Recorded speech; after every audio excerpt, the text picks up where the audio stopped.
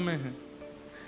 भोज राजा बोले, मुझे और कहीं चिकित्सा के लिए नहीं जाना, मुझे मेरे कक्ष में छोड़ दो, मीरा को मेरे पास छोड़ दो, मैं उसे देखता रहूंगा, वो मुझसे बात करती रहेगी, बस मुझे यही चाहिए। मीराबाई लाल जी की सेवा करती हैं, चरणामृत पिलाती हैं, भोग लगाती हैं, भोग पवाती हैं, आसन पर बस लेटे हैं भोज राजा। एक दिन आया जिस दिन उनको अनुभव हुआ कि बस आज मेरे प्राण चले जाएंगे। आज पहली बार मीराबाई का स्पर्श किया, हाथ पकड़ लिया, आप यहीं बैठो। आपने मुझसे एक बात मांगी थी, मैंने पूरी की, अब मैं आपसे कुछ मांगू? मीराबाई बोली, क्या? बोले, मुझे भी वो दर्शन करना है जो आप करती। बंधुओं, मीराबाई तभी एक कीर्तन गाने लगी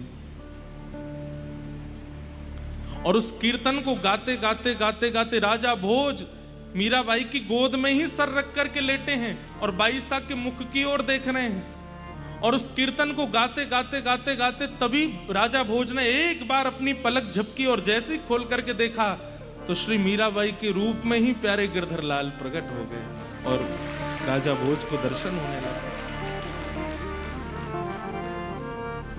राजा भोज बोले, आंख खोलती मीरा है पर देखते गिरधर हैं, मुख खोलती मीरा है पर बोलते गिरधर हैं, चलती मीरा है पर हृदय में गिरधर हैं।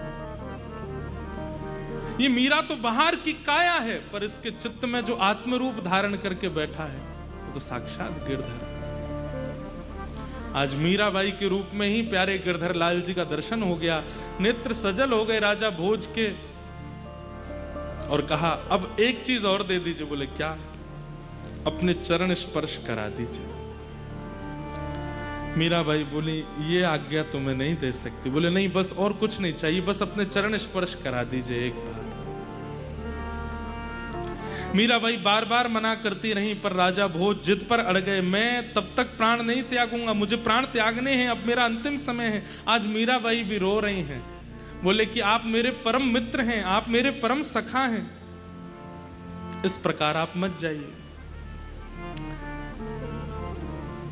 बोले, बस अपना चरण स्पर्श करा दीजिए। बाईसा तो मना करती नहीं पर राजा भोज ने जैसे ही बाईसा के चरण स्पर्श किए और स्पर्श करके माथे से अपना हाथ लगाया, उसी क्षण राजा भोज उनके प्राण निकल गए।